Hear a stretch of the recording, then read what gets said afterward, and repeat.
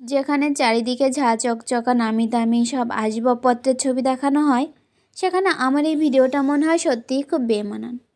খুব লজ্জা লাগছিল ভিডিওটা তৈরি করতে, অনেকটা ভয়ও পাচ্ছিলাম। বারবার শুধু মনে হচ্ছিল এ ধরনের ভিডিও তৈরি করব, কে কী বলবে না বলবে, কে কী ভাববে না ভাববে। তারপরেও মনে হলো যে না, ভিডিওটা তৈরি করি, আপনাদের সঙ্গে কিছু বিষয় শেয়ার করি। আসলে আমরা যারা মধ্যবিত্ত ঘরের বউ আছি, আমরা চাইলে যখন ইচ্ছা যা ইচ্ছা কিনে আনতে পারি না।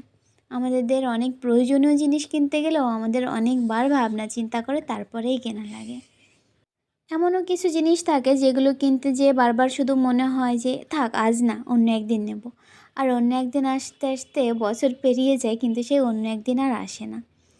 গিয়েছিলাম ওয়ার্ড্রোব গোছাতে যেয়ে একটা শাড়ি চোখে পড়লো। শাড়িটা অনেক দিনের পুরানো, অনেক দিন হলো শাড়িটা পরা হয় না। তাই মনে হলো যে এই অপ্রয়োজনীয় শাড়িটা দিয়ে যদি প্রয়োজনীয় কিছু একটা তৈরি করে ফেলতে পারি। আসলে অনেক দিন ধরে একটা ঘরের পর্দার খুব প্রয়োজন ছিল, পর্দাটা কিনতে যাওয়া হচ্ছিল না। তাই শাড়িটা দেখে মনে হলো যে শাড়িটা দিয়েই পর্দাটা তৈরি করে ফেলি। শাড়িটা কাটার পরেও মনে হচ্ছিল যে শাড়িটা তো কেটে নিলাম, পর্দাটা কি তৈরি করতে পারবো, শাড়িটা নষ্ট করে ফেললাম না তো।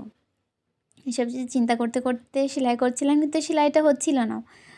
পরে খেয়াল করলাম যে মেশিনের চাকাটাই তো বেঁধে রেখেছি, সেলাইটা হবে কি করে। আসলে ছোট বাচ্চা আছে আমার ঘরে, ও এসে বারবার মেশিনে হাত দেয়, মেশিনের চাকায় হাত দেয়। এই জন্য মেশিনেও এখন আর বসি না। মনে হয় যে ছোটোখাটো কিছু একটা জিনিস তৈরি করতে যেয়ে দেখা যাচ্ছে আমার ছেলে যদি মেশিনের সুইতে হাত দিয়ে দেয়, বড় একটা বিপদ ঘটে যায়। সেই সব চিন্তা করে আর মেশিনেও বসি না এখন আর। অনেক দিন পর এই পর্দাটা রেডি করার জন্যই বসলাম। পর্দাটা তৈরি করা হয়ে গেছে। পর্দাটা লাগানোর সময় আসলে ফোনটা কোথায় রাখবো বুঝতে পারছিলাম না। তার পাশে একটা আলমারি ছিল, আলমারির উপরে রেখে ফোনটা ভিডিও তৈরি করছিলাম। পর্দা লাগাতে যেয়ে পর্দার এই স্ট্যান্ডের সঙ্গে লেগে আমার ফোনটা আলমারির উপর থেকে নিচে পড়ে যায়। খুব ভয় লাগছিল যে হায় হায় কী করলাম, অল্প টাকা বাঁচাতে যেয়ে কি আমার ফোনের সর্বনাশ করে ফেললাম নাকি। পরে দেখলাম যে না, ফোনের কোনো সমস্যা হয়নি, একটু স্বস্তি লাগছিল। বলে রাখি, আমার পিছনে যে দড়িটা দেখতে পাচ্ছেন, এখানে আসলে আমরা জামা কাপড় নাড়ি। আমাদের ছাদে যাওয়ার সুযোগ নেই, বা আমাদের ছাদে যেতে দেওয়া হয় না। এখানে আমাদের সব জামা কাপড় ঘরের মধ্যেই শুকাতে হয়। তাই হচ্ছে ঘরের মধ্যেই দড়ি টানানো আছে। যে আমার পর্দাটা রেডি, পর্দাটা টানানোর পরে আপনাদেরকে দেখাই। আসলে আপনারা একটু বলেন যে আমার পর্দাটা কেমন হয়েছে। আমি জানি না যে ক্যামেরায় আসলে কতটা আসছে কি, মানে কতটা বোঝা যাচ্ছে।